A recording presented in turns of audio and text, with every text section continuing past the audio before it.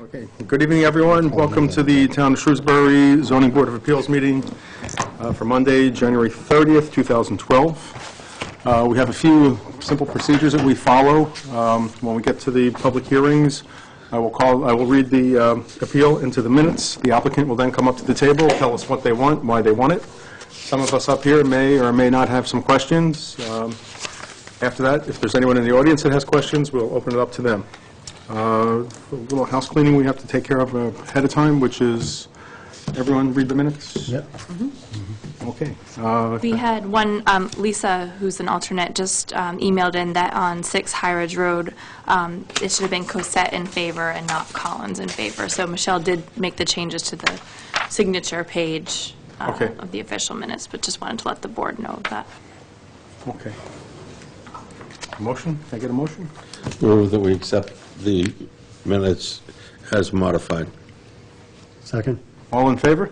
Aye. Anyone opposed? Okay.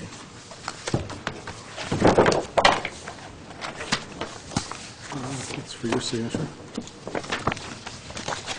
We have 4 bills that need approval.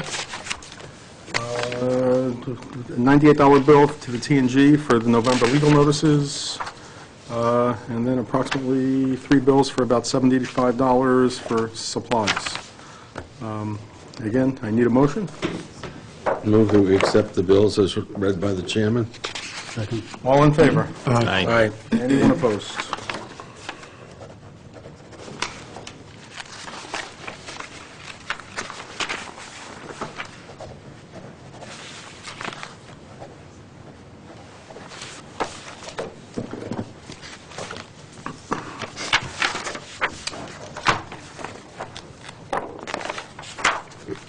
Our first hearing is to hear the appeal of Envision Homes, Inc., care of Robert Cody, 44 Moore Lane, Northborough, Mass., for a special permit to the Town of Shrewsbury zoning bylaws, Section 4B, in the Residence B2 district to allow the construction of a deck 32.8 feet from the rear property line upon property located at 15 Forest Ave. The subject premise is described on the Shrewsbury Assessor's Tax Plate 57, Plot 78. Please state your name for the record. My name is Dan Wolf. I'm with David Ross Associates, and I represent Envision Homes here tonight, as well as the homeowner, Linda Arnold. This is the property at 15 Forest Ave in Shrewsbury. There's an existing single-family structure on the property. The rear property line is Flint Pond itself. The existing structure, the closest point to the rear property line is 29.8 feet, where your bylaws call for 40 feet, so it is non-conforming in that nature. There is an addition being put on the left side of the house here. All of the offsets to that addition comply with your zoning offsets, but there's also a deck along the front here to join with the existing deck of the existing house. That deck at its closest point would be 32.8 feet from the rear property line, so we're 7.2 feet shy of the offset in that location. This property, by the way, was brought before you a couple of years ago. A previous homeowner had us come forward proposing to remove the entire structure and rebuild, but we're now dealing with a new homeowner, and again, the request here is for the addition itself and the deck in the front. If I could answer any of your questions, I'd be happy to. Mr. Gordon? Mr. George? I have no questions. I do have one question or comment. On your plan, you also state that the optional deck extension would be 22.2 feet from the rear. Would you be requesting that this evening, or are you just requesting the 32.8? What I've detailed on the plan here is the full build-out, Okay. even including the optional deck. Okay. So the closest point at its maximum would be the 32.8. And the reason we've done that is the intention of this addition is to serve Ms. Arnold's parents in the future. And there was thoughts of having their own private deck, but there was also kind of a need or desire that maybe they'd want to have access to Linda's deck on this side as well. So it was just to make that connection. We're only here for the deck, though, not for the addition. Do you have to go to conservation for that? We have been to conservation. Again, with that previous project that we had received an order of conditions, and what their engineer had suggested is we come in with a request for an amendment. They have since issued that amendment based on this being a much less aggressive What project. was the outcome of that? They approved They approved the amendment, yes. So the optional deck extension is not going in at this time? I have addressed that in the petition as being put in at this time. If anything, that may get removed at some point in time, meaning that our offset would be greater than what we're requesting now. So I'm showing you worst-case scenario, if that makes it clearer. Okay.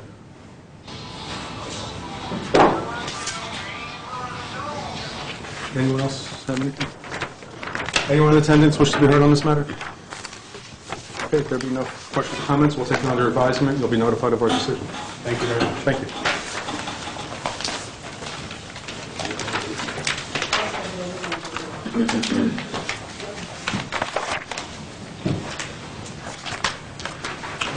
The second 6:30 hearing is to hear the appeal of John LaCroix, 11 Arcturus Drive, Shrewsbury, Mass., for a special permit to the Town of Shrewsbury zoning bylaw, Section 4B, to allow the service of alcoholic beverages outside of the structure in a rural B district upon property located at 1000 Main Street.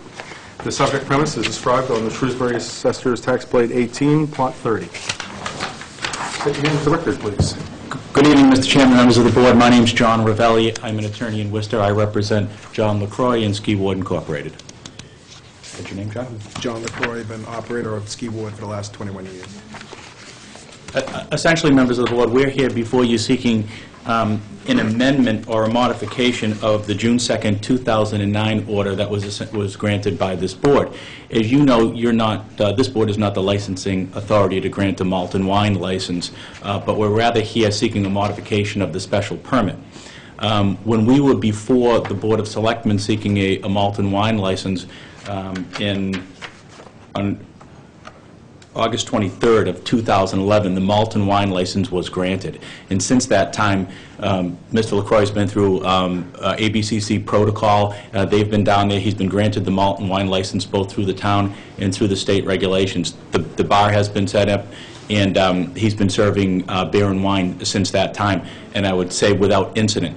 When we came before the Board of Selectmen at that time, he had a designated outdoor seating area, and it's a designated deck, and I do have some pictures for you. I'm going to ask Jen, from the manager of Ski Ward, just to hand them out to the board if you can, so you could follow along. If you've been down at Ski Ward as of late, you may have or may not have noticed the alterations to the property.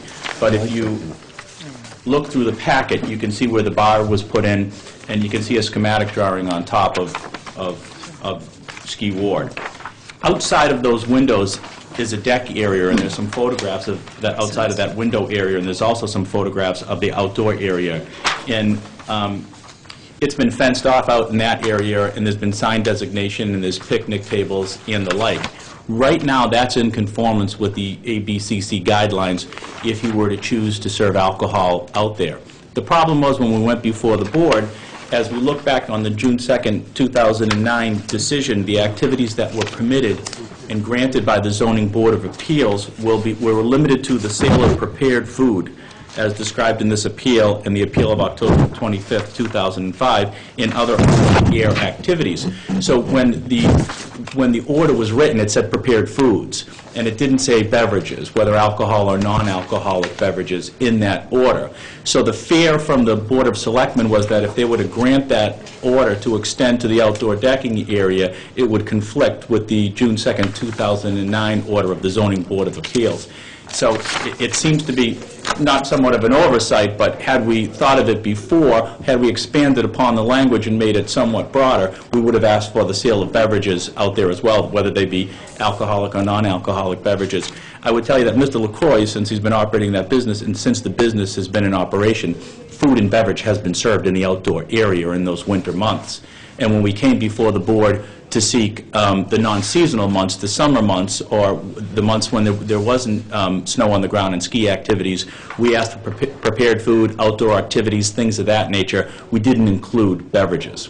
So what we're asking for today is that that this board issue a decision and grant him the relief by allowing for the sale and consumption of alcoholic beverages year-round anywhere on the subject premises granted upon the license.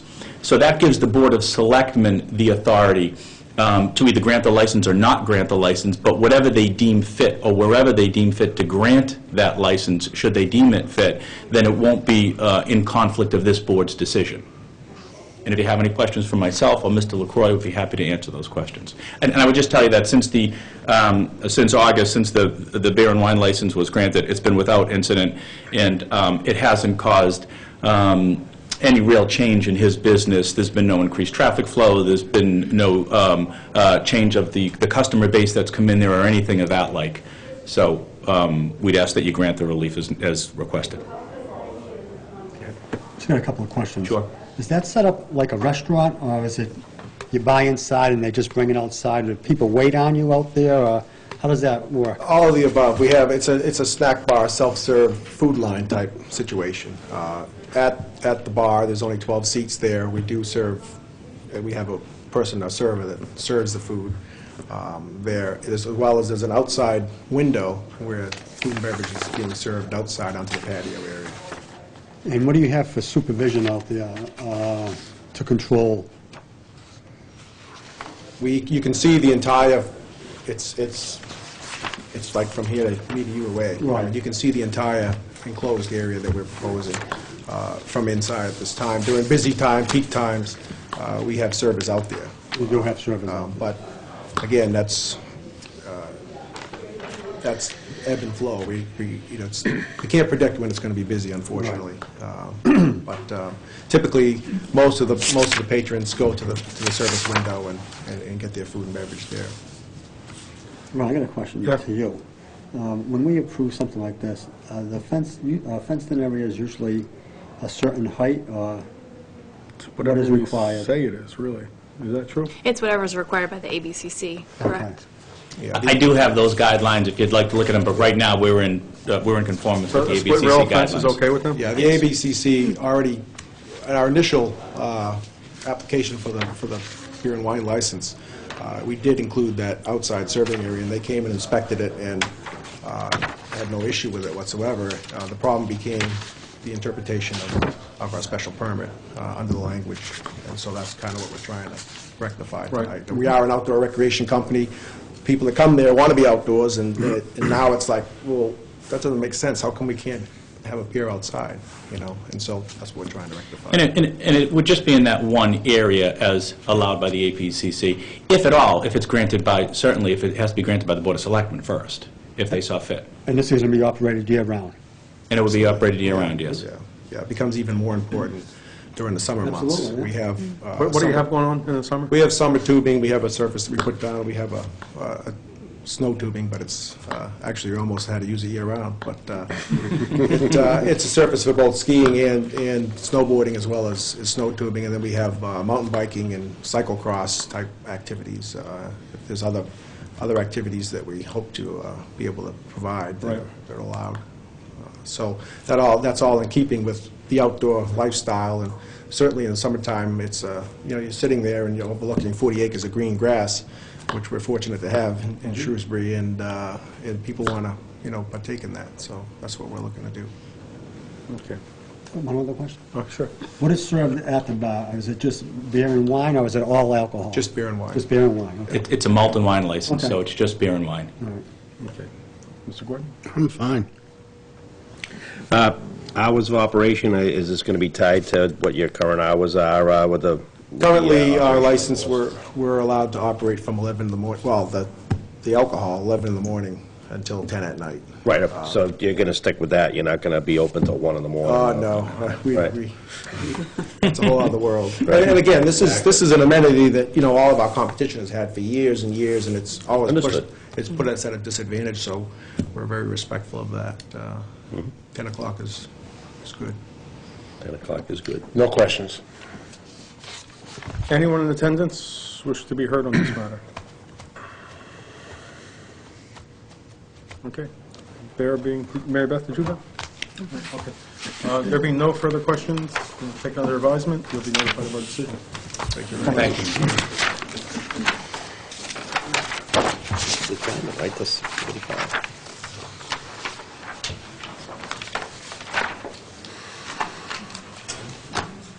I have a question. If we had wanted to, if we wanted to, can we restrict the fence more than the ABCC? Wait, More hypothetically. If the special permit, can't we just put condition and say we wanted to follow fence? We can't do less than what they do. Can't do less. Right, this wouldn't be less. No. No, They're doing a super job. you can discuss it Yeah. during the Yeah. open discussion.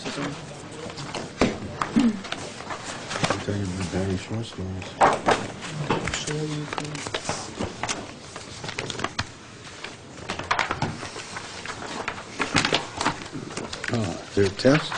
Our first 6:45 hearing is to hear the appeal of White City Partners LLC, care of Karen Johnson, Charter Realty and Development Corporation, 800 Westchester Avenue, Suite S, 672, Rye Brook, New York, for special permits to the Town of Shrewsbury zoning bylaw, Section 6, subsection B2, in a commercial business district to modify the existing non-conforming parking, and Section 6, Table 1, to allow outdoor seating at 3 separate locations, as well as variances from Section 7, subsection E4, for 2 signs, 6.5 feet and 11.2 feet from the front property line located at 20 Boston Turnpike.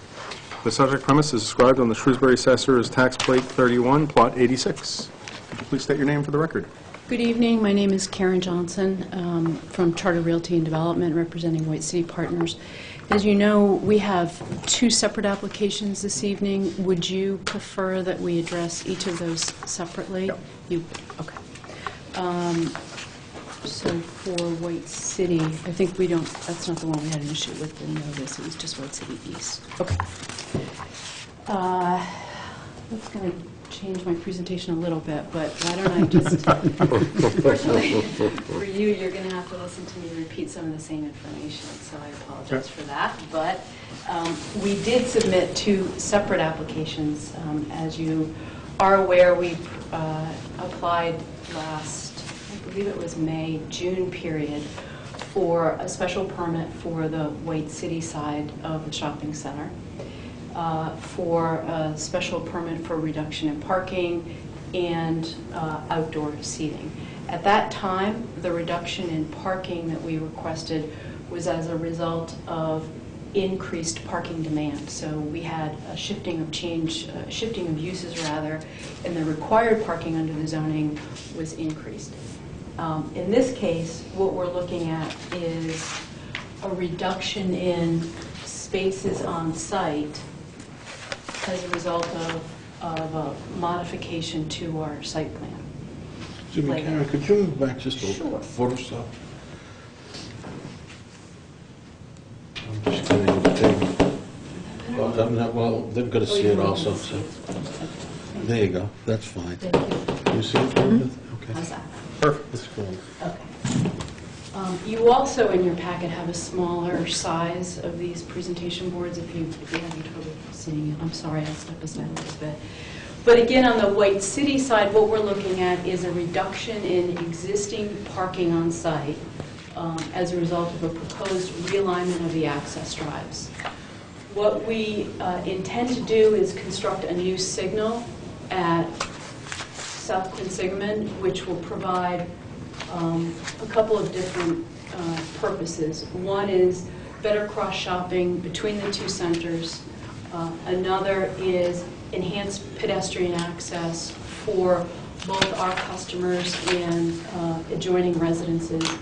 And really probably the most important feature is to have improved safety.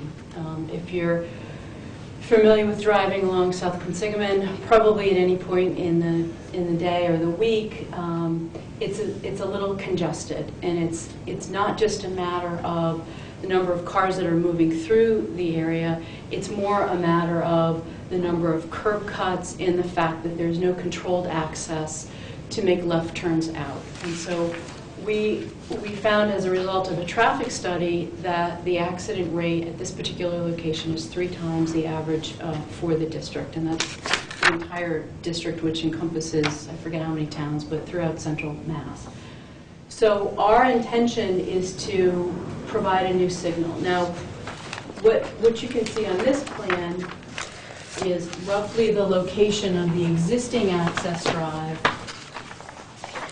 off of South Quinsigamond. We're proposing to shift that about 100 feet to the south, and also, and we'll get into more detail when we discuss the application for the White City East side, also to realign and have access management, realign the access drives, have access management to reduce the number of drives on the White City East side.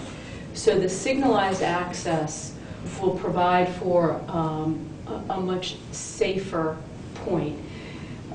We have, as we presented last week to the Board of Selectmen, we've moved up our schedule for this for a couple of reasons. One, we just found out last month, is that there's a major event happening this August with the Masters Rowing, National Masters Rowing Championship is to be held at Lake Quinsigamond. And then at the same time, we will see activity on the bridge construction. DOT anticipates letting out that contract at the end of February. They anticipate construction will start this spring. So based on our traffic analysis in consultation with our traffic engineers, we're anticipating that more people will be accessing the site from South Quinsigamond than from Route 9. So we have a couple of different reasons why we want to move this up. Obviously, a couple of different intentions for what we want to accomplish with the new signal. When it comes to the special permit, what does that mean for the reduction in parking? Well, when we presented to you last spring, we mentioned a parking utilization analysis, which we conducted during Thanksgiving week of 2010. We had supplemental counts done on the weekend following the Thanksgiving week. And essentially, what we found is that there are some significant areas within the parking lot that are underutilized or rarely utilized at all in terms of customer parking. What we're able to achieve with the realignment is to go into what we refer to here as Zone 4, go into that area which almost no one ever parks in. What we're finding is that our customers are not parking there. There may be commuters, there may be other people that are parking there, but certainly not our customers. And that makes sense because it's the farthest away from any of the doorways. And by realigning that, we are removing a larger number of spaces here and then adding spaces adjacent to Zone 5 and Zone 6 for a total reduction of about 70 spaces. 70? 70 Yep, spaces total. It's about 100 over here and then gaining about 30 on the other side. So in addition to kind of the practical aspects of it, we took a deeper look into it and said, well, what is our real demand when it comes to these uses? Obviously, we know it's required by zoning, that we're currently a non-conforming condition with respect to parking, but when it comes to a shopping center use and some of the peak and off-peak uses, shared parking arrangements between different uses, what does that really mean in terms of how much supply we have and how much demand do we have? So we looked really at an overall analysis for uses on both sides of the property, and our peak demand based on ITE figures, which is the International Transportation, International Traffic Transportation or Traffic Engineering? I think it's traffic. I'm sorry, I wrote it down in my notes. In any event, it's ITE. They're obviously a nationally known professional organization, and they keep statistics on this. So we have zoning requirement, we have ITE requirements, and we have industry standards. So somewhere in the middle really is an ITE standard, which says at the peak demand, which in this case would be the Saturday midday demand, both sides of the center would require about 829 spaces. And we are providing on both sides about 1,246 spaces, I believe. So What would the bylaw call for? the bylaw, yeah, it's a bit more. The bylaw on the White City side requires 1,268 spaces. We are providing currently 845 spaces, and we're proposing to reduce that to about 72. Right. So we feel comfortable that in terms of the existing and proposed uses, and again, when I say proposed uses, it's to factor in occupancy of the current vacancies. And so with an existing and proposed factoring in vacancies, we're still very comfortable that we will have a surplus on site even during the peak parking demand times. Another factor that we considered is kind of just a raw number of spaces per thousand, which is a typical ratio that most tenants want to see. Most tenants look at between 4 and 5 spaces per thousand. In this case, we're providing about 4.5 spaces per thousand throughout. So we're comfortable that we're meeting existing and potential tenant demands. We're comfortable that we're providing enough parking supply based on industry standards, ITE standards. And obviously, we know that we do have an existing non-conforming condition with respect to parking. That's why we're here seeking a special permit for an expansion of that. I think what's also helpful, and I've included in a handout to you, the updated analysis for parking based on these proposed uses. I think it's also helpful to look not just at a raw number in terms of demand and supply, but where are those spaces located. And you can see from the inventory that our peak usage, and this aerial photo is just great, because it really does show you where the cars are parked.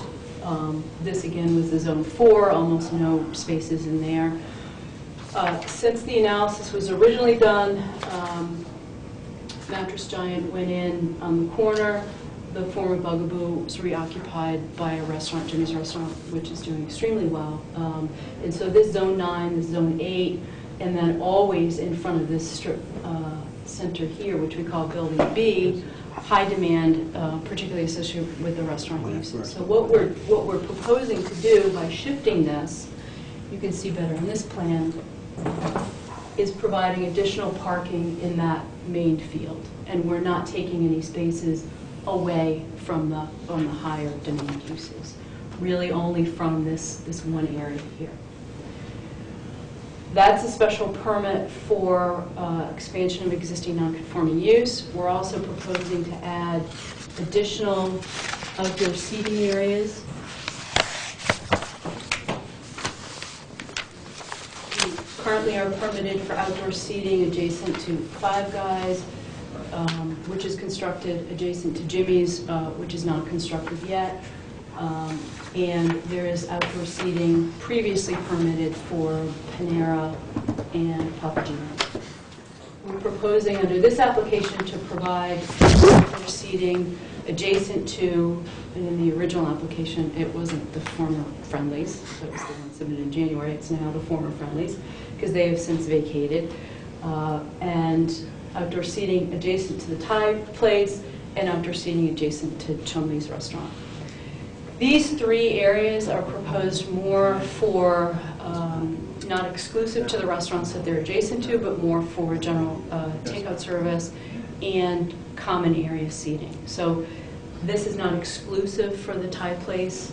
What we're hoping, obviously it's a very large seating area, what we're hoping is that this becomes more of a common area gathering place for any of the restaurants to take out, or even just a rest place for customers. Is that, were you talking about all of them, or just this one right that one? Okay. Yeah. Same here, they will not be exclusive to the restaurants. We have... So will there not be any access directly from the restaurant to the outside seating? Not in the case of the Thai place, no, because their entrance is in the front. Our proposal, and you can see it with the arrows on the plan, is to take the former Friendly's space, break that up into 2, we think, potential restaurant spaces. We don't have any tenants yet, but there'll be an outdoor seating area and a walkway, and then an opportunity to connect to a pedestrian access here for better views, and we'll be in front of the Conservation Commission next month in order to do some additional clearing along the slope for better views to the lake. Same with Chumley, their access is in the front, So that is going to be just primarily an outdoor gathering area. And there's parking there now, correct? Where That's proposed to stay. Okay. Space is right in the front. Okay. There's an existing, it's really just a concrete yeah, okay. slab in between the two buildings, so we'll be cleaning that up and then opening up views to the lake. Question, if they're not dedicated to an individual store, who's responsible for keeping them clean? The landlord, Okay. yes. As part of a common area, we're responsible really for all the common areas, the parking lot. Okay. Yeah. The third reason we're here this evening is to request variances for new signage. And it's just with respect to setbacks for the proposed sign. The zoning bylaw requires half of the required front yard setback as the setback for signs, which in this case, in this zone would be 20 feet. And we would like to construct monument signs, which would be stone wall signs, matching the new stone walls that will go at the base of the pylon signs and stone that is currently at the base of the columns for the new facade work. So it really is to tie in sort of an aesthetic with the site. It's also to feature a new logo, which is now at the top of the pylon sign, really trying to rebrand the whole center, and as proper identification for travelers that are heading from both sides of Boston Turnpike Route 9 and from North Quinsigamond. We're proposing these sort of matching feature walls with panel sign mounted onto the stone wall. And we call these type A signs, this is a type C sign. Type A signs are proposed to be located at the new access drive, which will identify the site from travelers heading from the south, heading north on South Quinsigamond Road, and will better identify the new access drives. It's interesting, obviously, when you ask for variance, and in this case, the hardship is really related to the existing non-conforming condition of the property. It's been in existence for almost 50 years, over 50 years. And what you have is pavement literally right up to the property line in some cases, buildings, in the case of White City East, within 10 feet of the property line. And so everything is pushed forward a little bit on this site. So for us to have signs that offer proper wayfinding for people coming into the site and offer proper identification at the intersection of Boston Turnpike and South Quinsigamond, they really need to be a little bit closer to the street.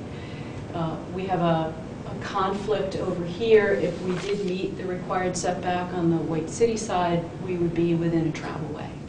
And so it's unfortunate that when you have an existing non-conforming condition, it kind of steamrolls, if you will, to other conditions. And I really do believe that this is one of those situations where variance is appropriate because we're still meeting the intent of the regulation. I think we're still providing things within a certain order from the setback. You know, half of the required setback is intended to have the property line, a sign, and then a building, or pavement and then a building. In this case, we've provided what we think is a reasonable setback on all two of these signs, the monument sign and the monument sign located at the main entrance. Are the existing signs coming down? No existing signs are coming down. There are two, I take that back. There's a pylon sign located on the White City side, which this board granted a variance for, I believe, somewhere in the 90s. There are, and we'll get to that more on the White City East side, a handful of signs associated with individual tenants. There's a sign literally right here for the IHOP, another one for Dunkin' Donuts, and then another pylon sign for the property as a whole. So we are not proposing to exceed the total area Right. that's allowed. We're not proposing to change, essentially we're in compliance with all other aspects of the zoning Right. bylaw with the exception of the setback for these proposed signs. Any questions on the White City side? Yeah, I got a few questions in regards to the entrances that are going to be closed. Are there going to be some closed? Sorry. On the White City side? On the White City side, there's Is that the- only, Realignment.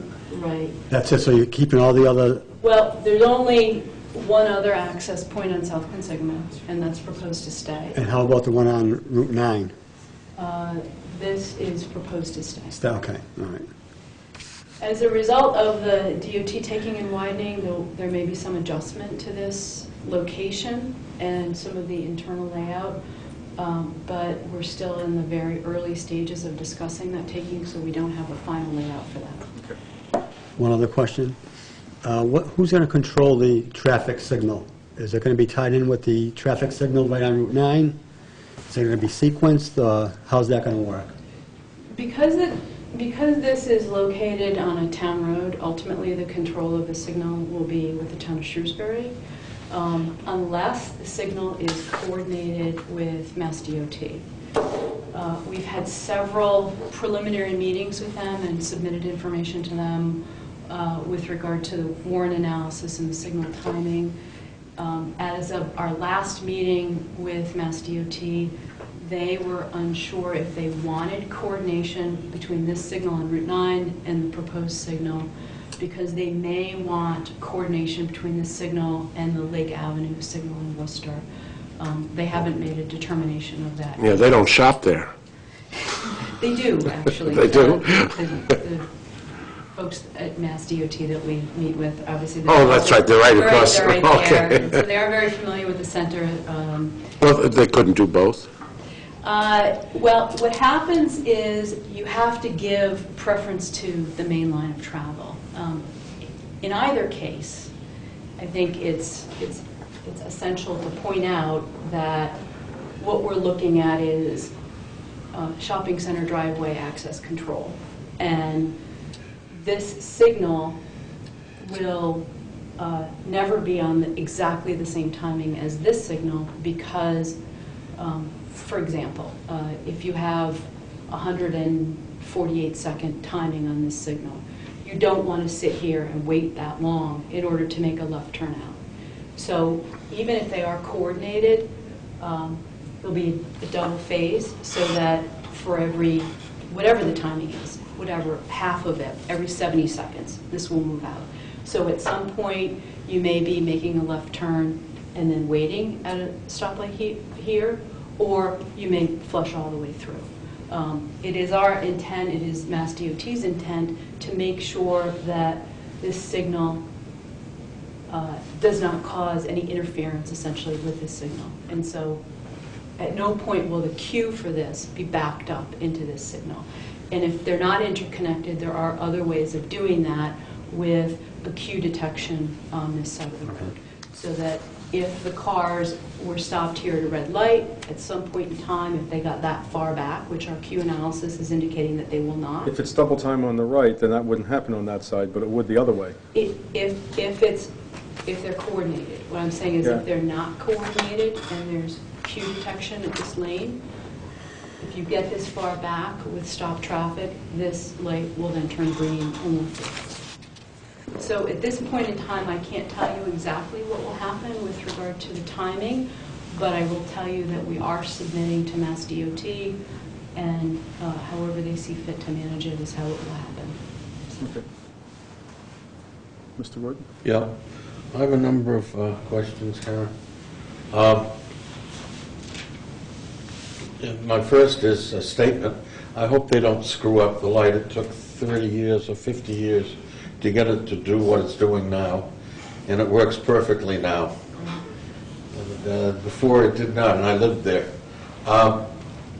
The area, I'm going to call it in front of the gym Right. there, where you're taking spaces, I think you're taking spaces away, you're saying they weren't used. They weren't used because that was the snow loading area. And you couldn't use those spaces in the winter. What are you going to do with snow? Our current contract with our current snowplow provider, which is different than last year, is if it gets to a certain point where we run out of snow storage in certain areas of the property, it will be hauled off. Okay, so those parking spaces will always be mostly available? They will. Okay. They will. I mean, I will say that I was out here last week, and at the most, it's a 24-hour delay between when they're piled here and when they're removed and relocated. That's better than the whole winter delay, which it was. I've told you, one of my concerns is safety coming out of, well, I guess it's called Shrewsbury Green now. They have a walkway that takes them right across to Shaw's, up to the gym. And it's a bad point because the hill comes down, Right. and there's very poor lighting there. Right. Can we request that you talk to Selco about a better standard of lighting there? This is the existing crosswalk Yeah. today, and what we're proposing are new crosswalks that will also be pedestrian, the signal will be pedestrian actuated, so you can hit a button and then get a walk signal. Yeah, but that's 100 feet away from these people. Oh, no, it's right here. This is the corner of the property, right here. This is their current access drive. Well, no, the access drive, but there is Yeah, another there's another one. walkway down there. That's the one I'm talking about. Yeah, no, we're proposing,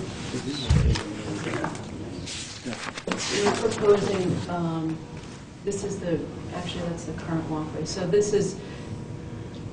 that's one of the new walkways. There'll be a square right in this area. Yeah. I'm talking about, oh, excuse me. Another one?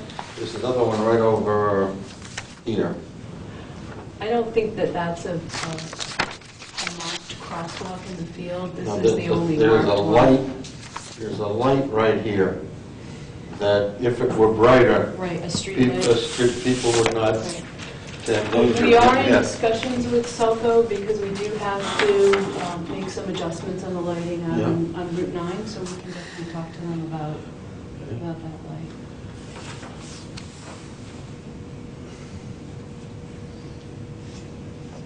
No, we're not on the east yet, right? We're just here on White City. Right. Okay, now these seating areas,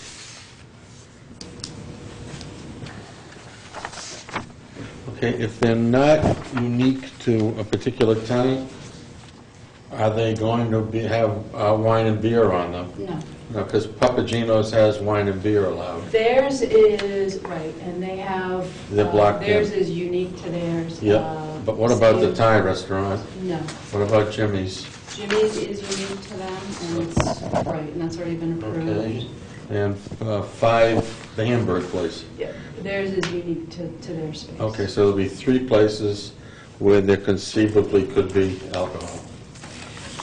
Five Guys does not have a liquor license. Jimmy's does have a liquor license, and Papagino's is already Beer and wine, permitted, yeah, so. yeah. So that's no problem. Right, so under consideration for this evening would be adjacent to Thai Place, adjacent to the former Friendlies, and adjacent to Chumley's. But it Okay. will not be exclusive to Okay. Chumley's or... So you're not going to allow parking on the cement anymore No. at Chumley's? No, That's his favorite space. it is. But no liquor out there. No. Okay. Now, maybe you can't tell this, is the gym remaining on this side? That gym on the, Wow? Is that what it's called? Wow? Workout World? It's currently called World Gym, World, yeah. and for this proposal, as far as we know, they are staying. Okay. And it is factored into the Parking, required yeah. parking and the parking demand analysis. Okay. All right, I'm all set for now. Thank you very much. Anything I forget, I can ask Thursday. Yeah. The new entrance, I see the wisdom of moving it from where it is to where you'd like it to be. But that movement, I don't see how do you lose 70-something spaces just by shifting the driveway? Is it wider, or? It stays in the same location here, Right. and then it turns. Turns, yes. Right. It is wider because we're proposing more of a landscaped area adjacent to it in order to better utilize parking. Here, it's at more of an angle than just linear, which is how it is today.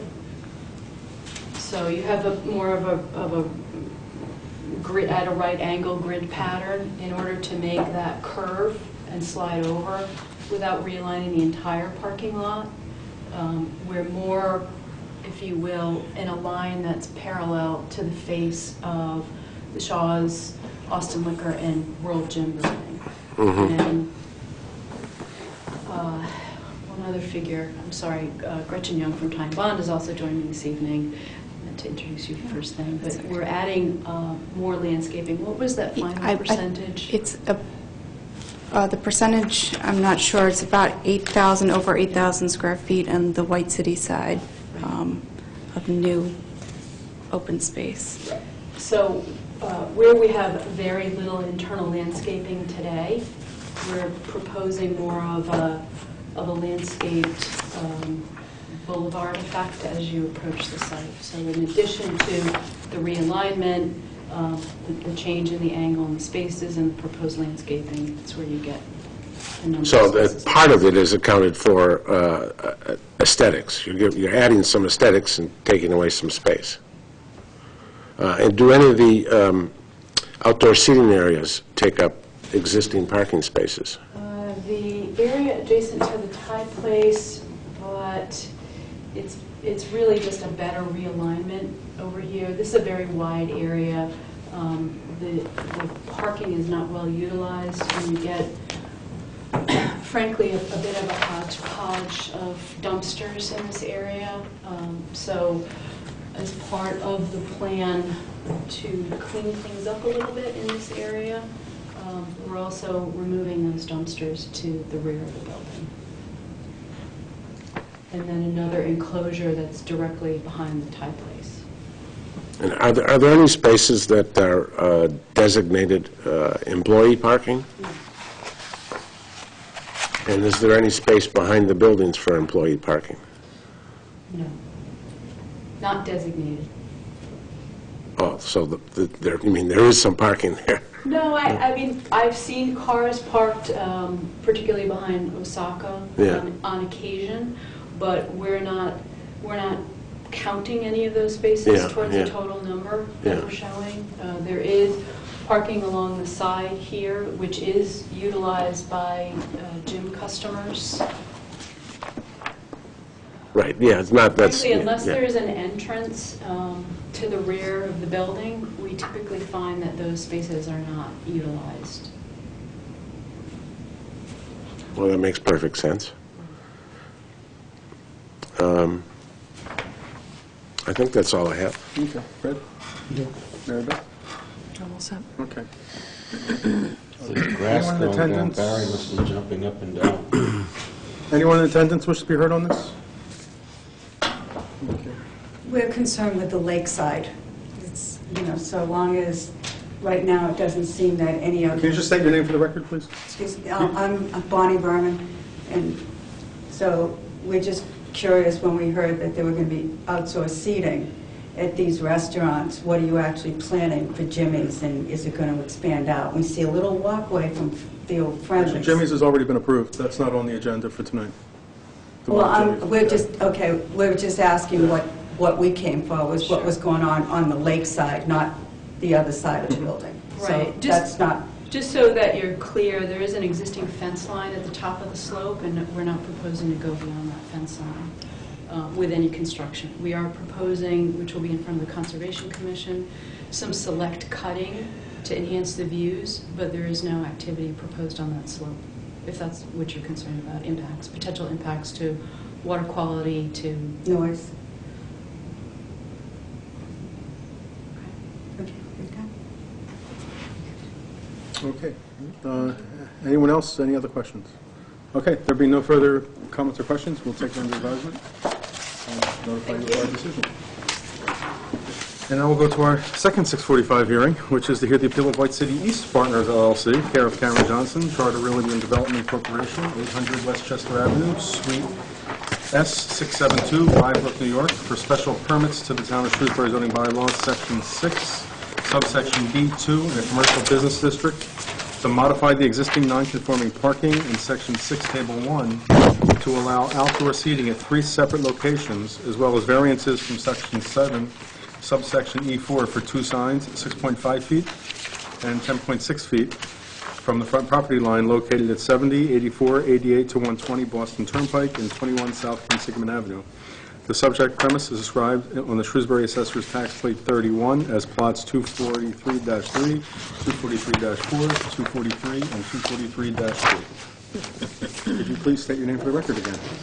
Good evening. My name is Karen Johnson, Charter Realty and Development, and I'll be more polite this time and introduce Gretchen Young from Tyne Bond, who is the professional engineer, has done all of the site work for both White City and White City East.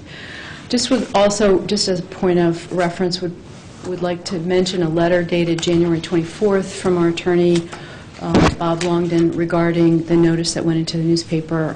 The White City East reference, the East was left off of the legal notice. However, it's Bowditch and Dewey's opinion that there is no problem with the notice because it identifies the address, what we're seeking relief for, and the proper assessor's block reference. So we are here this evening for White City East as well as White City. And if I can, I would like to request that the record of what we just discussed for the White City side be formally admitted into the White City East side, because there is so much overlap between the two properties, and what we're trying to achieve with respect to traffic safety and the installation of a new signal applies to the White City East side of the road as well. Specifically, on the White City East side, we are proposing, when it comes to parking, an increase in demand in addition to a decrease in parking supply. And so the increase in demand is associated with a proposed bank. We're removing the existing Firestone building in order to construct the new access drive. And we are proposing a gym in place of the Michaels, which is almost vacated as of today. I think they're closing officially in a week or so. They're relocating to the Northborough Loop. However, the zoning requirements for a gym are the same as retail, so there is no increased supply. There is, when we get down to the analysis of demand, a slight increase in demand, and what we're looking at doing to meet that demand is constructing a new entrance at the rear of this building so that you will have entrances on both sides.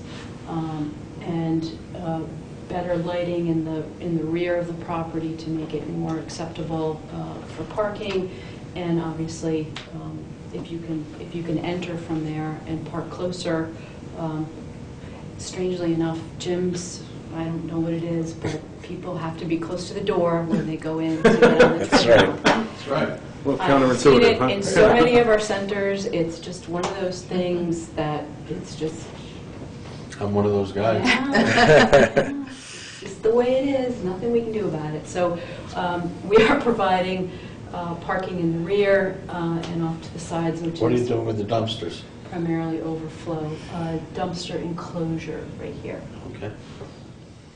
iParty is proposing to stay.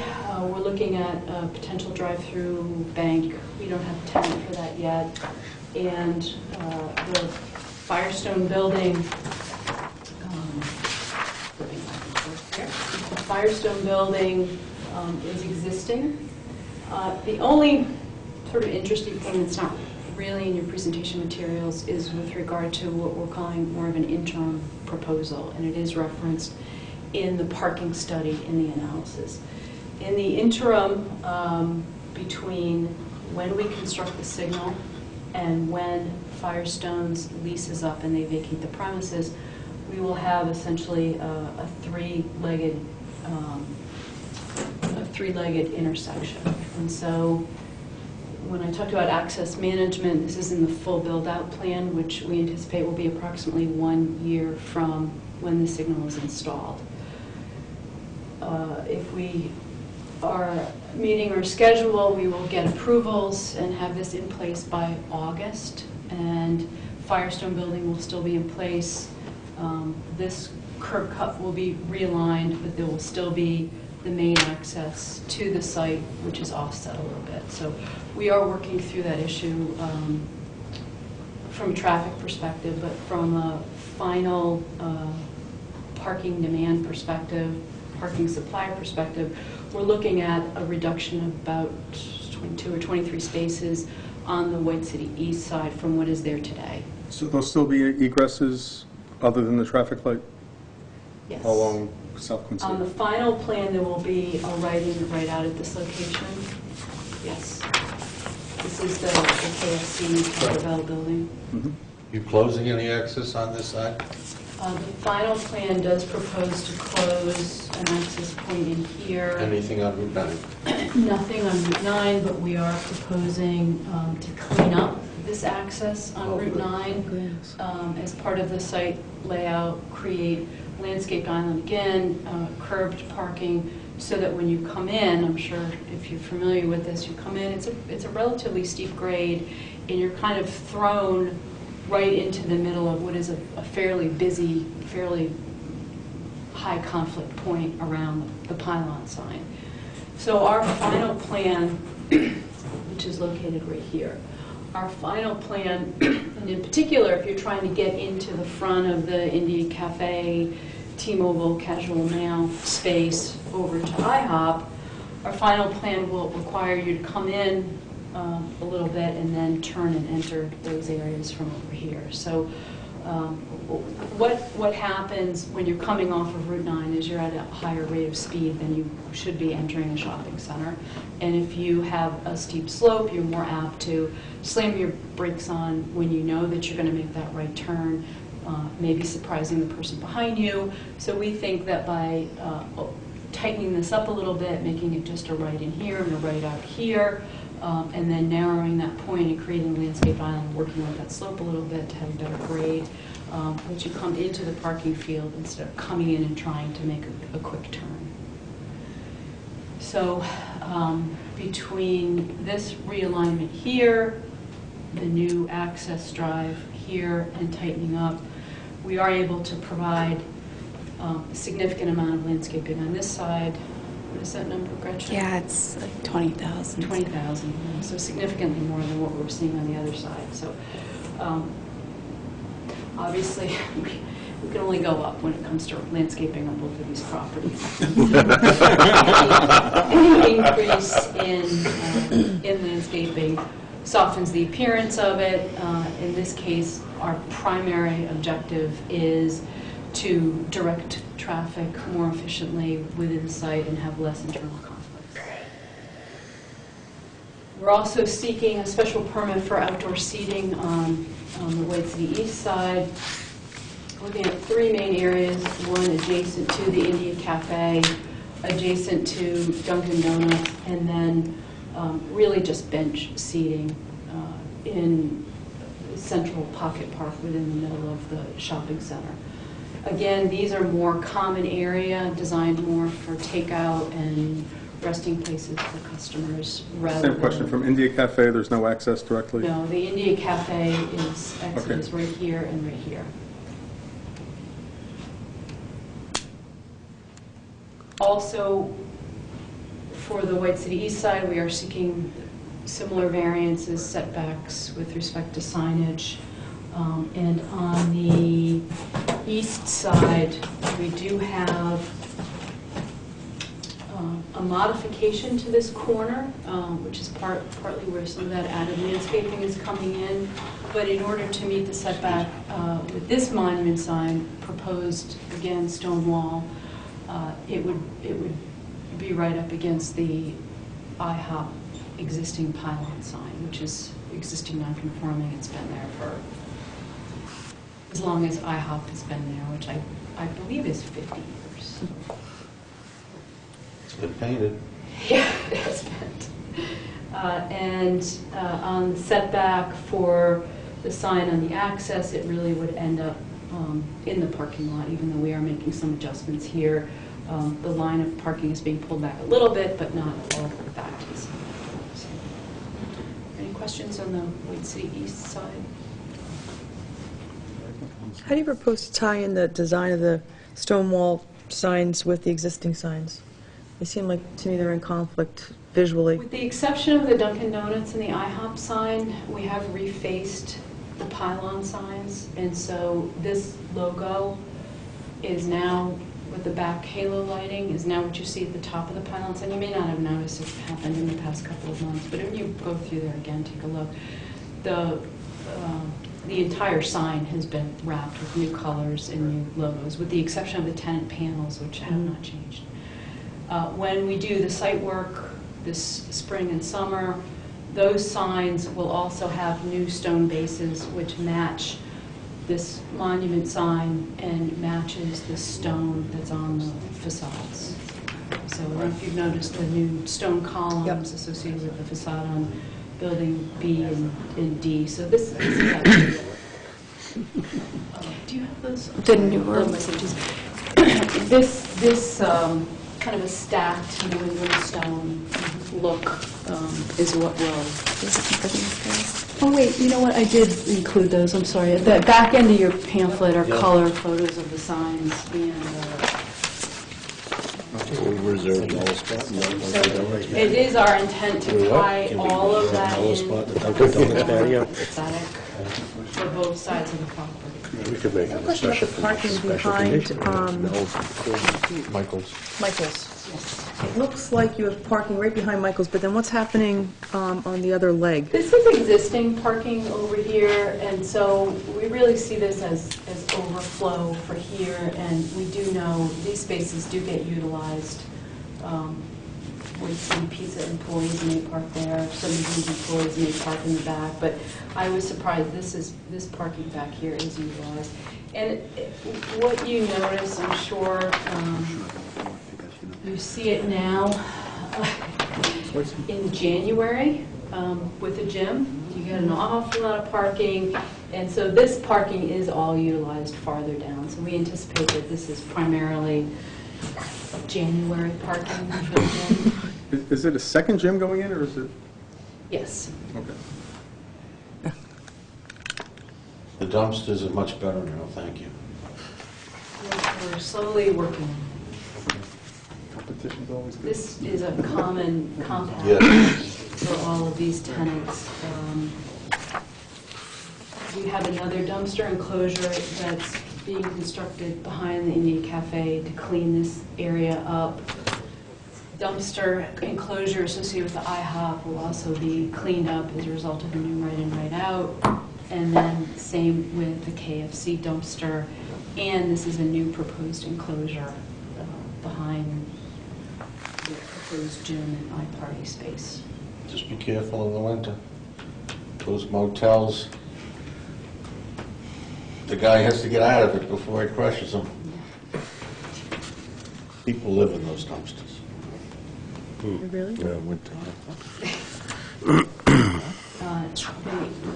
looking at compactors, so they're a little more effective than raised. Great. Any other questions? I got a question. When we approved those signs at White City, they were supposed to have those landscaped when we approved them previously. Were you sitting on that, Mel? Yeah. Yep. And I don't think anything was ever done with that.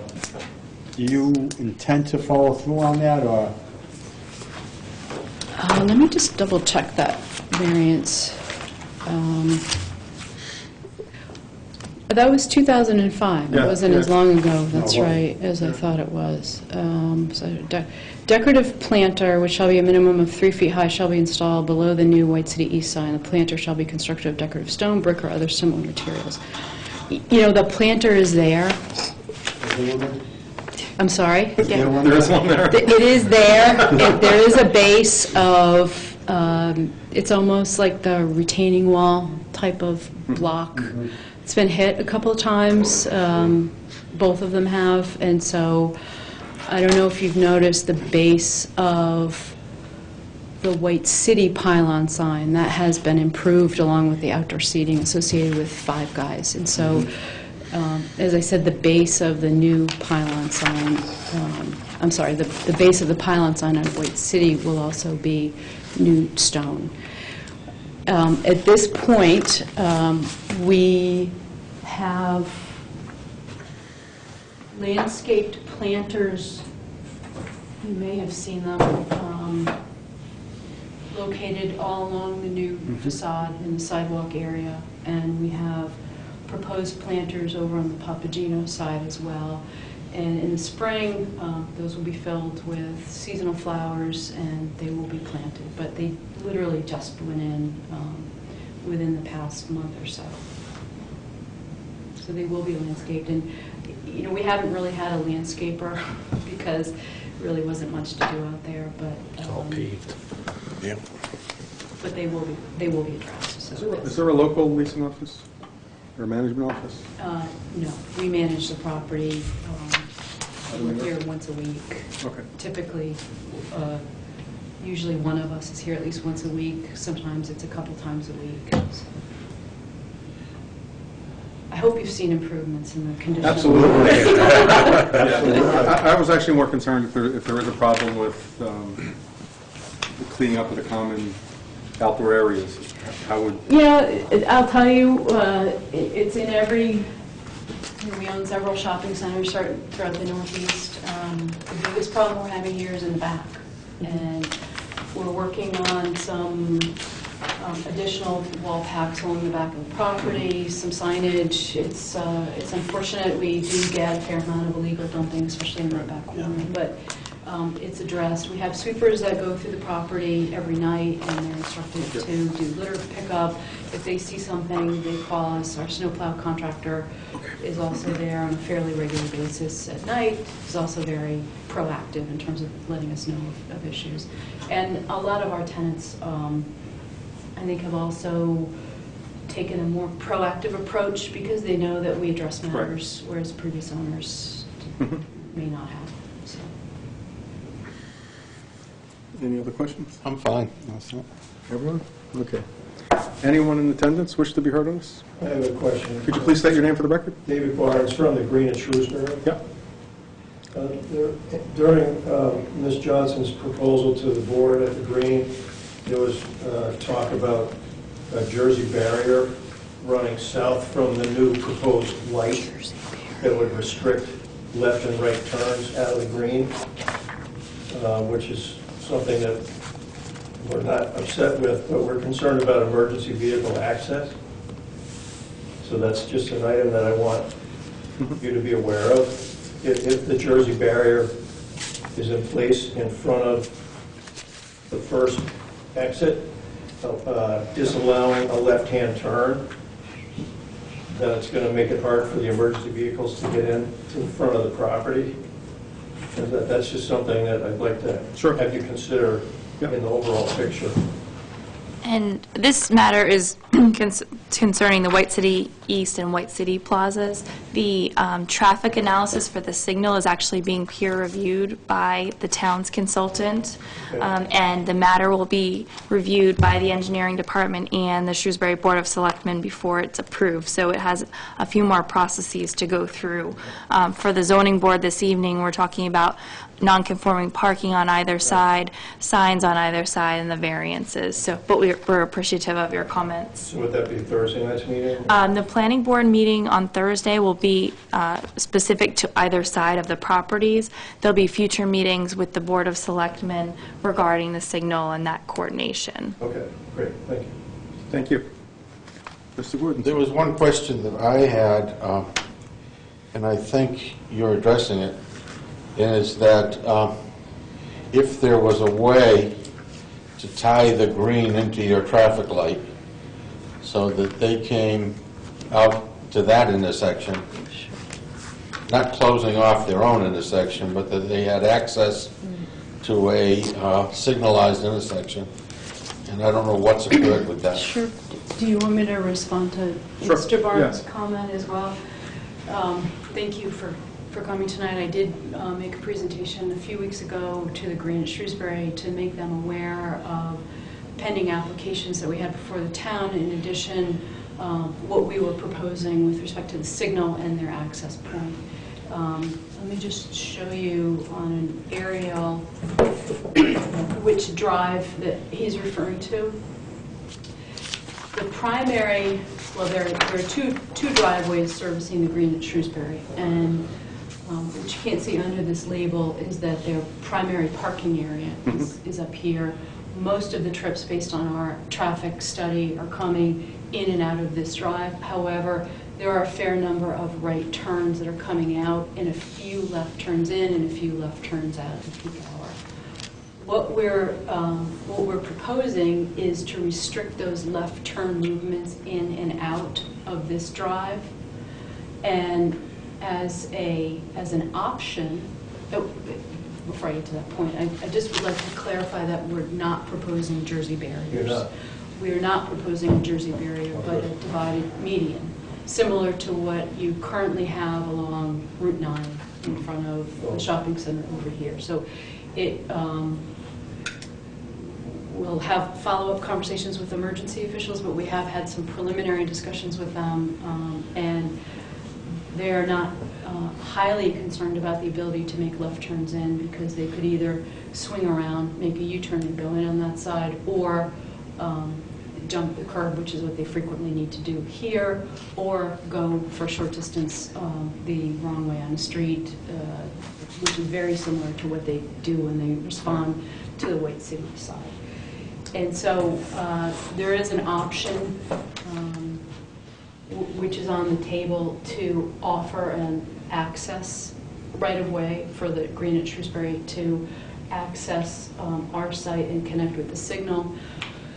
And one of the benefits, if you will, of an interim plan is that over the year, when the signal is in place and we haven't completed this fourth leg, they'll have an opportunity to see what sort of an impact that has on the property. And we do understand that emergency response is a concern of theirs, and it's something that we'll continue to work with the police and fire officials to determine the most appropriate solution for that. But the access, I think it's probably fair to say that the board was not entirely sure that it was something they wanted for a number of reasons, safety, privacy, et cetera, and that they'll balance the convenience versus public safety matters in that interim period. Fair assessment. Thank you. Any other questions up here? I'm You fine. okay, sir? Yes, thank you. Okay. Well, there will be no further comments or questions. We'll take it under advisement. You will be notified of our decision. Thank you. Thank you very much.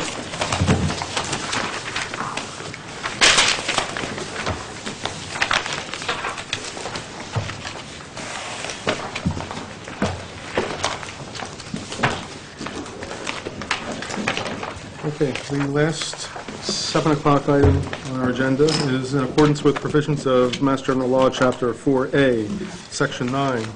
The Shrewsbury Zoning Board of Appeals will hold a public hearing on Monday, January 30th, 2012, at 7 p.m.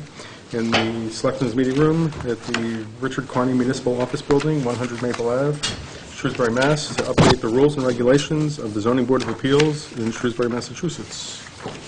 Has everyone had an opportunity to read the proposed? Does anyone have any comments, questions, concerns? Oh, quite a few. Okay. Okay, You notice I was looking at you when I said that. Could I just give an overview for people watching of what Okay. we actually did Sure. before we get started? There were existing rules and regulations for the Zoning Board of Appeals. However, as a professional planner, I felt that they were lacking in some areas, and we could be clearer in our procedures and our definitions.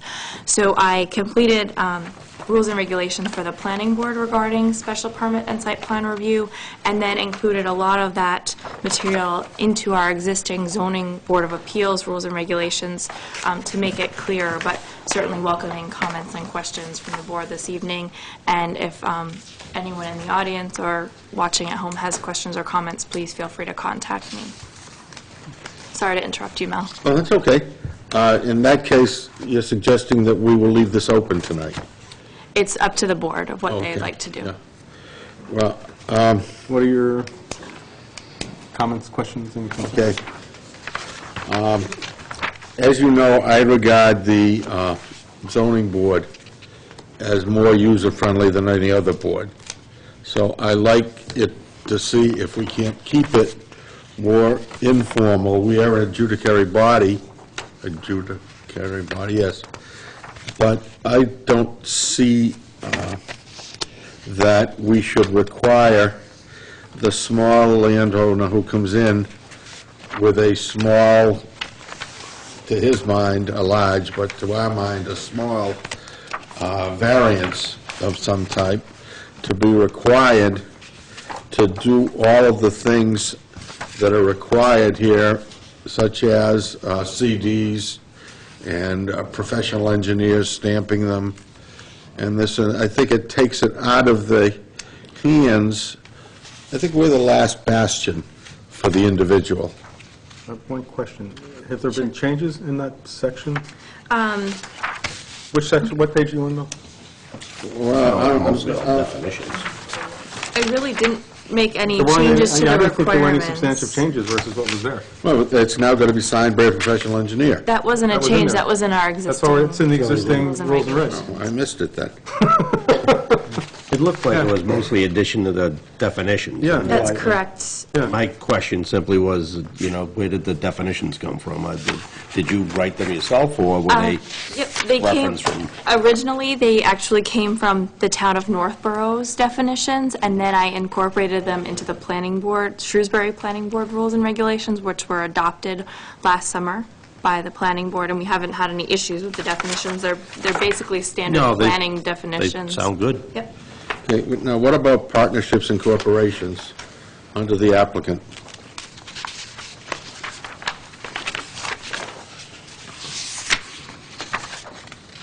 What page? Oh, that would be on page 3 of 15. Under definitions, applicant.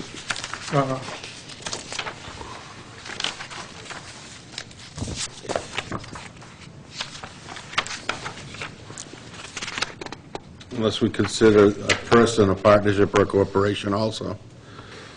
And I don't know.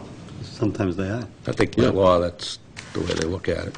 Well, I just want to make sure that, it just gets covered. What line in that section? I'm, He's talking about right at the beginning where it says the person who submits an application. yep. What if it's a corporation or a partnership? Yeah, I think that's, And town council's reviewing or has reviewed this? or- not yet, but No. if you go under person, which is on the next page, page 415, an individual, two or more individuals, or a group or association of individuals, a trust, a partnership, or a corporation Right. having common or undivided Okay. interests. So I think that that's sufficient. Okay. Under powers and duties of officers and town employees, I brought to you that we're appointed by the selectmen, not the manager, That's so... correct. there That was just a should be- typo coming over from the Okay. planning Yeah, board rules and because the planning regs. board is appointed by the... Correct, I'll take that manager. under consideration. Okay. Okay, then my other thing was, I like the 10:30. the 10:30 deadline? Yeah, we have till 10:29 to extend it. Oh, okay. Yeah. I don't think we've ever gone that late. Let's see. I've got a bunch of, do we need this? What's that? I have a bunch of questions to myself here. Do we need this on the plot plan stamped by a professional civil engineer, a professional land surveyor, registered in Massachusetts?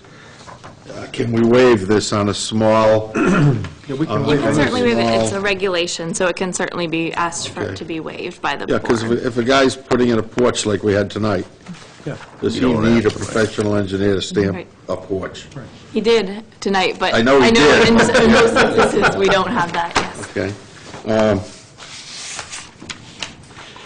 For the filing procedures, okay, yeah, again, I go, do we need this for single-family houses? What's that? The applicant petitioner, Section 5, shall file 3 copies of a complete and accurate application for appeal together with 3 copies of the required plans, any reports, photos, renderings, or other supporting material, a CD-ROM containing a PDF scan of the entire submittal and application field in the hour of the town clerk. Again, That's I'm existing. concerned, I know, but I'm concerned about a small guy who comes in with a porch. Yep, and they can ask for a waiver Ask from for a that waiver, it's on requirement. that checklist. Yeah. Well, obviously, I haven't read the checklist. We actually approved it at one of our meetings. That's right. I know that. I think we actually had this conversation before. Yes, I had it. I had it before. Kristen was not here then. Was it, so it's a new conversation for me. Yeah, well, as I have said 100 times, I just want to make it as simple as I can for the person who comes to us without the benefit of an attorney. Right, I agree with you, and I think that's why you have the waiver. That's Yeah. why we can waive it. But I think you have to have a baseline. Yeah. I'm Not concerned... the other way. I'm concerned about waivers being issued. But Who issues them? we do. Do we? Yeah. Okay. Yeah, there's been plenty of meetings since these regs have gone in where people haven't had those things. And Oh, I I know don't that. recall us ever, Acquiring.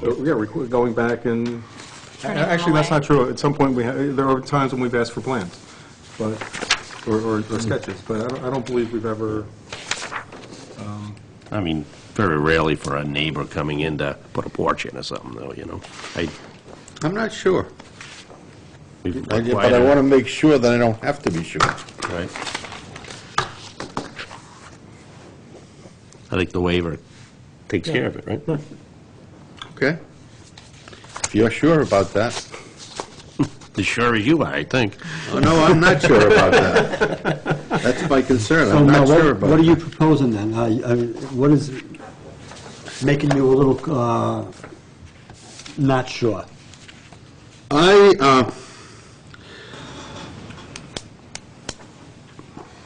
People are, I think the building inspector and the town planner are the police. So they look at things in black and white. I think we are the gray. And I just want to make sure that the gray doesn't get which is why it's up to us. merged Yeah. merged But on into the other black side and of white. it- On the other side of it, you can't have a less stringent rule and then require someone developing something to be more stringent, but you can have a stringent rule and waive it. relax it. And relax it. You can't go the other way. Well, that's what I want to make sure of. Well, there's no certainties because you can't restrict a future board. A future board may say, I want that on every single one. I'm not concerned about a future board. Okay. A board next month. You can't,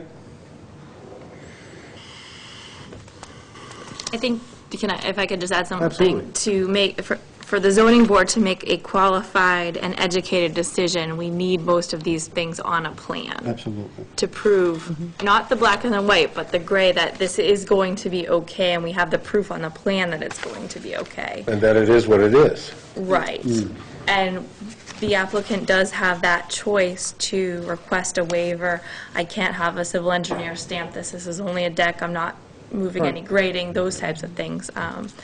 That's just my professional opinion on that. And you're the only professional here, so. In the planning profession. There's plenty of other professionals that sit on this board who are highly qualified. All right, you haven't convinced me, although you've pointed out my errors.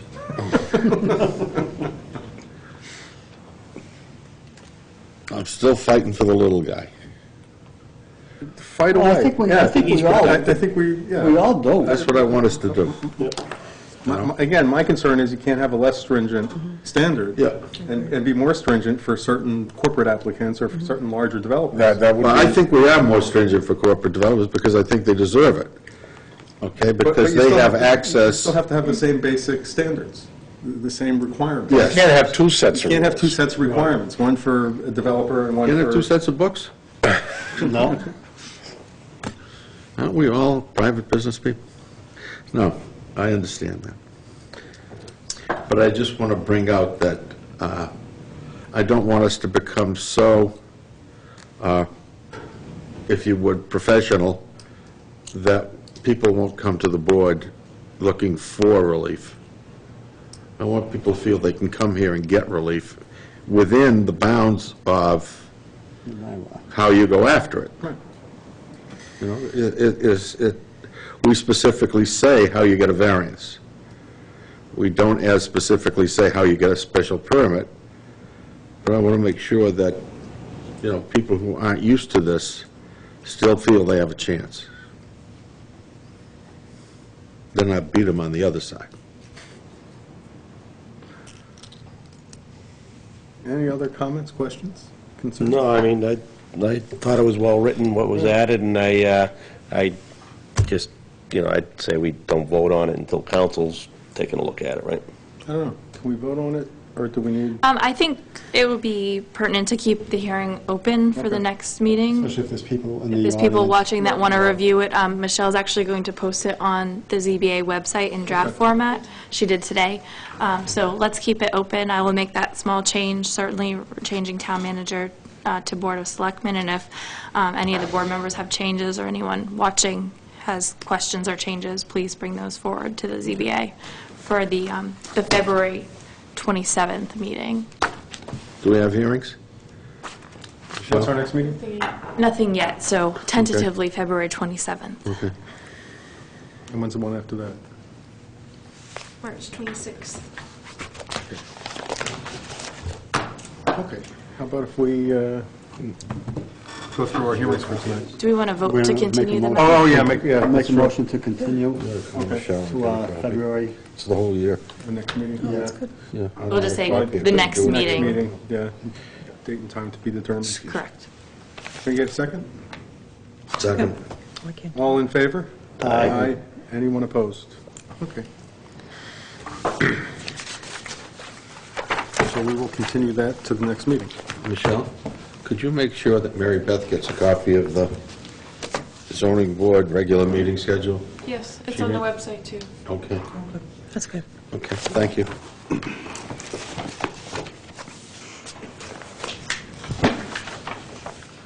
Okay, our first hearing was the deck at 15 Forest Ave. And so we have 6 members here tonight, so we need to decide who's going to be the voting. The voting will be Members. the 5 regular. The regular Regular, member. yep. Yeah.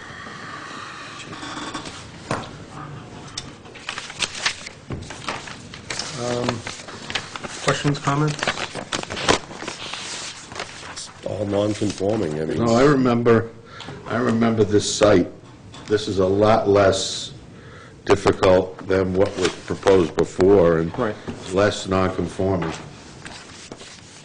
Yeah. Because they would tore the whole thing down. build a big and- house. Right. Yeah, Yeah. and build a mega mansion there on that little piece of land. I don't have any problem with it. No, it's a reasonable improvement. Yes. And it doesn't derogate from the bylaw. It does not. It does not. Get a motion? I move to approve. Second. All in favor? Aye. Anyone opposed? Next is Ski Ward. I think he's done a great job there. I think he's done a great job there, too. You know, it's almost like a type of community gathering place. And he's had no problems. He polices it well. For skiers, I mean, everywhere you go, every lodge has alcohol, and you'll have an outdoor patio. And he's right in the neighborhood. If he did anything wrong, He lives in town? yeah, he lives in town. Yeah, and his And, hours are the same as his yeah. operating hours, so. And then the houses are less than 100 feet, well, they're 200 feet across the street. Okay. So if there was a problem, we'd know about it in a heartbeat.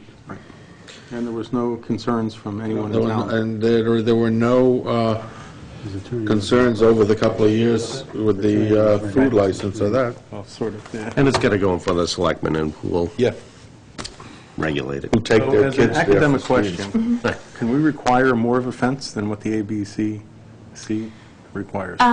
If we said we wanted a solid fence instead of the, I guess the discussion, I'm not sure the answer, to be Okay. honest. I guess the discussion would be, what would be your reasoning to want a solid fence versus the fence that the ABCC says is sufficient? I guess my concern, and again, I don't really think it's necessary at this particular location, but my concern is on a recreation place like that, again, not necessarily this one, where there's a lot of kids, just for access and not,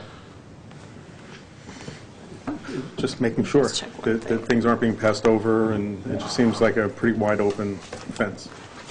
See, I think I hear what you're saying, but I think what he's trying to do is have an outside access area for people to actually see the people ski. Right. And I think if you put a higher fence up, it would have to be something that maybe you would have to see through.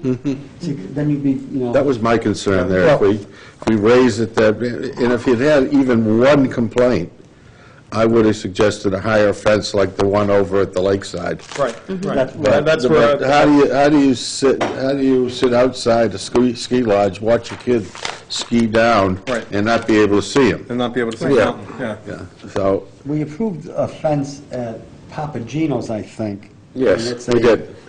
Isn't it a see-through fence It they is. have there? yeah, it's a see-through fence. I think it's an 8-foot wrought iron Wrought fence. iron, yeah, Yeah. some type of metal fence. I guess my other question is, should we put a time limit on this for the first pass? Again, there's been no incidences, they're not really making a big capital investment. Do we give it 2 years, 3 years, just to see? I think we're not responsible for issuing the alcohol license, just about where it can be served on That's the the town and the property. ABCC. So I would leave it up to the authorities that regulator. have control over that, rather than us making that decision. I think where there's another license like that, I agree with Dale. Because every year he'll have to come back for the two licenses, the common vittlers and the liquor license. Okay. And if the police chief has to tie in at every one of those, Okay. so I'm So they fine do with that it. every 2 years now? What, every year? Every year they do that? Yeah. Yeah, so that's a way to police it. Yeah. Okay. I'm good. Can I get a motion? Move to approve. Second? All in favor? Aye. Anyone opposed?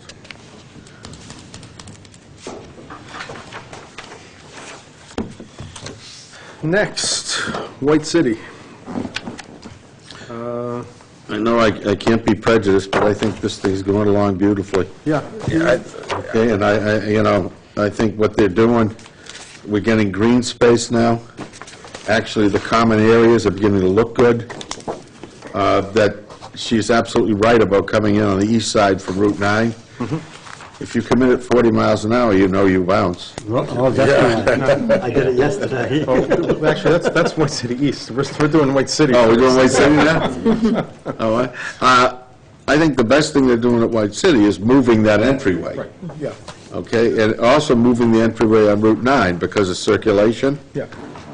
Yeah, and they'll, I forget how many feet they're losing. How many feet are they losing in front, Kristen? On the Route 9 side? For On the the, Route 9 for the side. bridge? Yeah. I don't know the Yeah. footage. And the only concern I would have about the parking isn't really a concern, in the sense that if people don't feel like there's enough parking there, they won't go. They won't go there. Right, right. So from that Well, perspective, I don't know that we can apply that principle when we're discussing parking issues, however. well, it depends on what they are. It depends on who they are. But depends on what- I agree.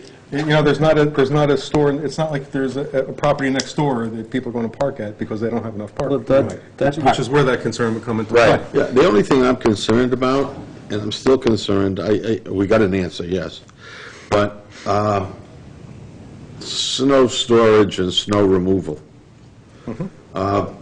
This is a whole new ballgame, and they deal with us much differently. Than I the old mean, ballgame. Karen hasn't asked me to take her to my mother's cemetery so she can see her father. I mean, as Barry did. But I didn't know you were still there. But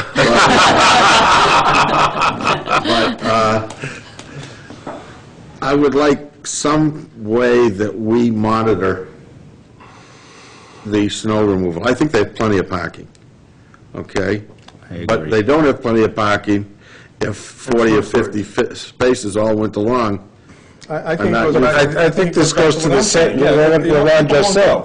If it's That's right. convenient. You're right, and I didn't think of And I that. think, Mel, when we hear the site plan application on Thursday evening, in the site plan decision, we can actually write something about the snow storage, because Okay. that's a Like section. I said, I Okay, then I'm fine. Yeah, I would normally have a concern if there was a property next door with different ownership. And if there's not enough parking here, they're going to take Yeah. the customer's going to take their spots. And that's not a concern here. Other than that, I think this is going along beautifully. Okay. Yeah, I'm sorry, I don't live down there anymore. but that parking lot, I Shop mean, down now. you take, You could shop down. I can shop down, I do. that parking lot, you take away spaces, I mean, you just put number of spaces in that nobody ever parked in. Yeah. So, I mean, this just makes it more efficient. Okay, do we have You're right. any other, okay, that was parking. We have outdoor seating at 3 locations. Anyone I have no any problem with that. questions, concerns? Not the way it was proposed. Variances on the signs. Yeah, No problem. I have no problem on that. So we have 3 choice. vote sheets. I want to vote on Moss right now, unless anyone has No, any problems with that. you want to vote for White City and then White City and then East? White City East. Oh, yeah. okay. Move to approve with no additional restrictions. Second. All three. Well, it's Right, all actually, three. it's 2 special permits on, oh, I'm sorry, 1 special permit on parking, special permit for outdoor seating, and variances. Variance for on signs. Yep, okay, all in favor? Aye. Anyone opposed?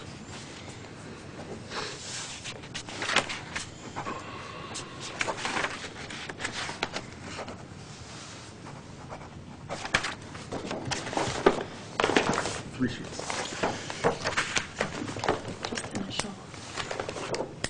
Get a nice patio in front of Dunkin' Donuts now, Mel. I will, every night at 8 o'clock. I'll be able to sit outside all summer long. We're thinking of a special And that was the condition for reason, your that was spot. the reason in the summer we moved over to Panera, I know. so that we could sit outside. Thank you very much. Permanent Mel spot there, we could make a special condition. No, the group of 73-year-olds. The Romeos. So if you're 75, you so? can't go. So White City East. We have 175. Any questions, concerns, comments on White City East? Basically the same. That's the same. I think that's even Clear better. special permits. Move to approve without restrictions. Second. Okay, on Moss again, all in favor? Aye. Anyone opposed? No, this is. Well, I mean by restrictions without special conditions, excuse me. I want you to know this is the first night I can remember 4, 5, and O's. Oh, It's been a while, there's been a few withdrawns and Yeah, continued and denied. yeah. That's what I mean. Yeah, I understand, right. Well, what I meant was, it wasn't always that we were voting no. No, no. There's other There are events. other issues. Like this?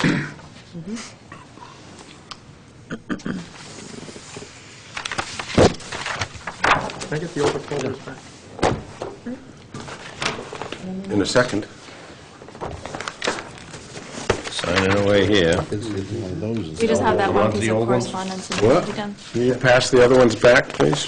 Where are they? I don't have it. Right there. I'm holding on to You're it. holding on. Maybe Beth and I'm I a are paper doing our shuffler. jobs. Oh, yeah, and they new get business passed as well. back. Thank you. There you go. And the new business item. Okay. The deck at 15 Forest Ave has been unanimously approved, as has the special permit for outdoor service of alcoholic beverages at Ski Ward has also been unanimously approved. I'm so tired. What? I'm waiting on the other two files. Oh, I got a question for Kristen. Are they going to require us in time to sign these things in blue?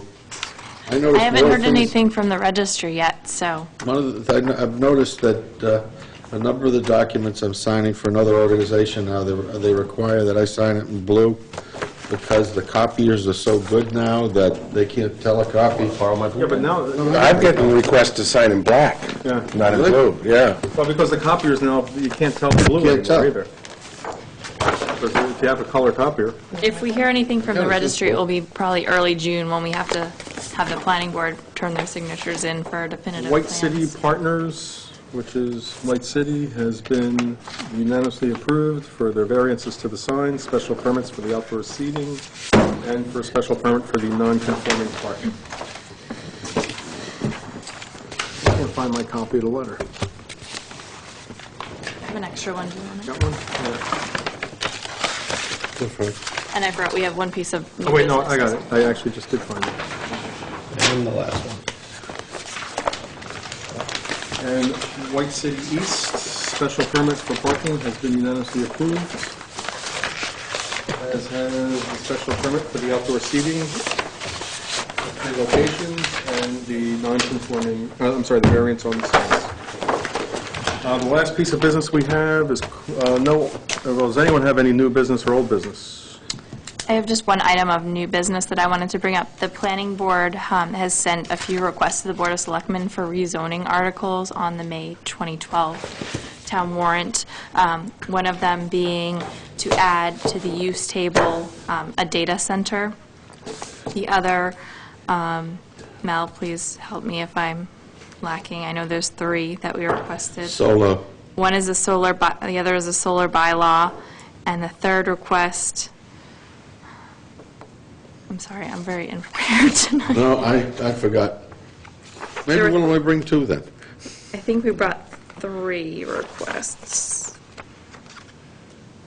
It's not a non-conforming, it had nothing with non-conforming uses. Nothing with non-conforming uses, nothing with pools. I'll bring the third one to the next Okay. meeting, I promise. Well, I had to deal with non-conforming uses. That was what I was asking you about, that Section 6 and Section 7, Right, when they come into effect. right. What are sections? Because a real... It's Chapter 40A, Section 6, Okay. which is the Mass General Law that deals with non-conforming Non-conforming use. uses. Because what happens if you have something that's non-conforming, and you've had it, well, Section 7, you've had it for 10 continuous years, nobody's bothered you, but now you're selling the house, and you can't sell the house as a two-family. Right. Can you use can you use Section 7? I don't know. I don't know, I think that's more of a legal I matter. think that's a legal thing. And 6 is, if it's been non-conforming for that long, can it stay non-conforming? I think. I mean, that's really simplifying it. But Good question. I don't know. And Oh, I'm again, sorry, I remember the third zoning article, if I may, while I have it in my mind. The town of Westboro has actually increased their wells in town, and a portion of their aquifer district that's extends right. into the town of Shrewsbury. So the town of Westboro has actually requested that we update our aquifer map to include the areas that spread into the town of Shrewsbury. So we'd be requesting to change a portion of our aquifer map. The last thing we have is a memo from the Board of Selectmen. You've all read it in your packet. I don't have a problem with that. Yeah, basically, they want to make sure they go first on licensing issues that come before us. for That makes zoning issues. sense. Yeah, makes sense. I have no problem I with have no that. You have a issues problem with with that. No problem? Okay. See, we have no problem with that. Okay. This side of the On table the has room. no... We already voted on that. Motion to adjourn? Second. All in favor? Aye. Anyone opposed? Has anyone ever... We'll soon live in a cashless society where credit cards are the way we pay for everything. So it's important to know exactly where you stand with your money. Chase Blueprint lets you do that by helping you spend responsibly.